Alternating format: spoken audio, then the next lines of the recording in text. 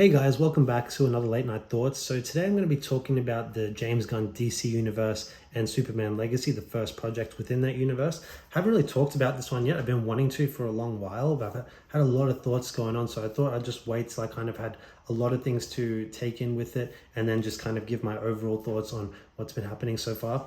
So we're obviously still a fair way out from the first entry in the new DCU under James Gunn's leadership, which is Superman Legacy, still over a year away, but it is currently in pre-production from what I understand, and they'll be filming this year.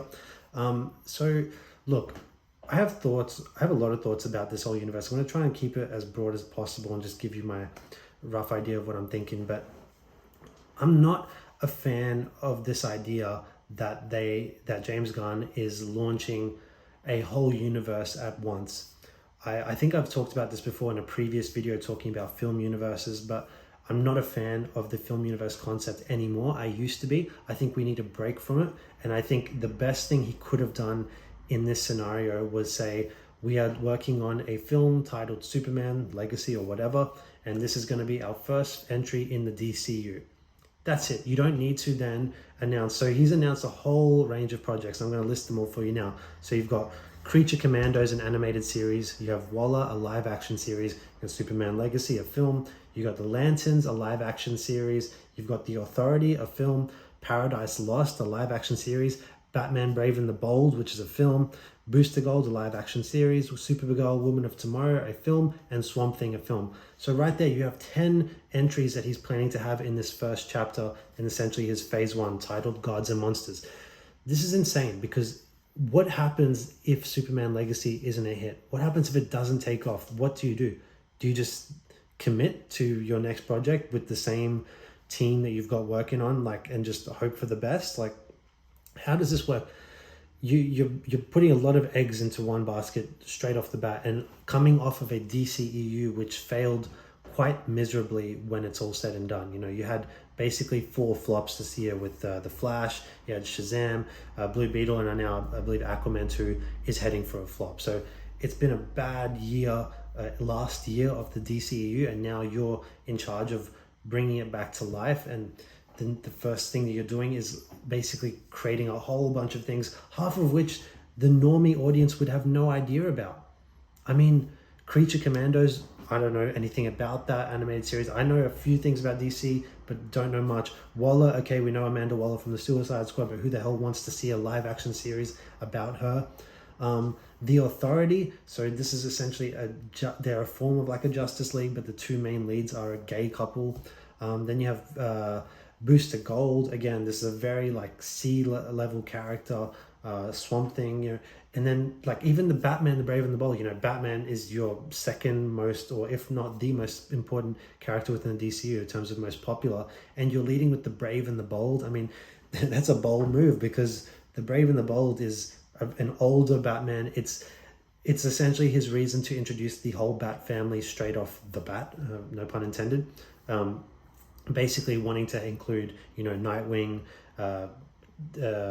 Robin, which he's been mentioned to be Damian Wayne, which is the 4th iteration of the Robins, and that is the son of Batman, so him being Robin there. So this is way down the track of Batman, of Bruce Wayne's Batman, and it's going to include Batwoman and all these different characters all in one. And so it's a really it's looking like it's something that's going to be very packed, and it's not going to be a very intimate Batman story, but I could be proven wrong. So yeah, look, there's a lot to be concerned about. There's some things that are look of interest. I think the Paradise Lost one for Wonder Woman seems like it could be interesting. The Lanterns TV series, which is told as a kind of a procedural crime detective show, that could be cool too. And Superman Legacy, I mean, everything I've heard so far in terms of castings, I love and I hate, because one, I think a lot of the castings have been great. I think the casting of Superman, Lois Lane, now with Lex Luthor, all of the actors who they've cast in these roles look perfect for the role. My problem is all these extra characters that they're introducing straight into Superman Legacy, the first film in this new universe. I'm looking here at the castings. You have a Hawk Girl, you have a Jimmy Olsen, you have Guy Gardner, which is a Lantern, Lex Luthor, obviously, Mr. Terrific and Metamorpho, all these extra characters that are obviously going to need their own share of screen time, because they are sort of important characters in their own rights and their own properties. And here they are now going to be obviously popping up as either sort of cameo to sort of supporting characters, I should say, in this Superman Legacy film, when really, as your first film, this should be solely focused on Superman, on making it all about him. Forget his team of whoever's around him, Green Lanterns or whatnot. Just put him in a film with Lois Lane, give him a Perry White at the why am I blanking on where he works, at the Daily Planet, I think it's called, and then obviously Lex Luthor as the main villain. Keep that small and intimate feel. Don't add in all these extra things. It's insane to me how James Gunn is just it seems like every week there's a new announcement of a new important important character being added to the roster of Superman Legacy. So it's just baffling to me why he's doing this. But again, I could be proven all wrong once the film comes out. It could be amazing, and I hope it's amazing. I love Superman. And Superman needs to be amazing. It needs to be the most important film because it's Superman. If he works, then only then can the rest of your universe work. And so yeah, like I don't know, like I have a lot of concerns about this universe that straight off the bat coming, just with the whole idea of announcing all these things all at once.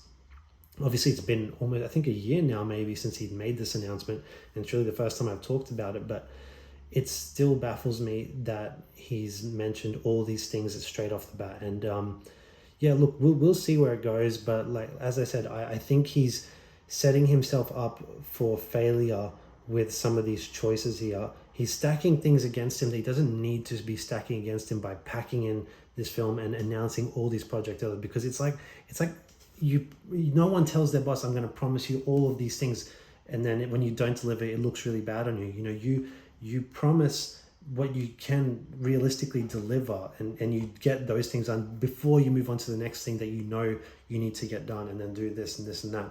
Like, no one goes and announces all these things that they're going to do, because if they don't deliver, then they're going to look really bad.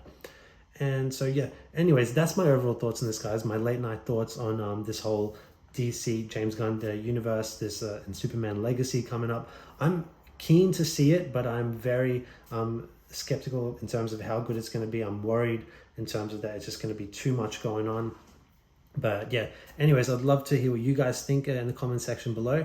If you enjoyed this video, please give it a like and subscribe to my channel. I'd really appreciate it, and we'll talk to you next time. Bye.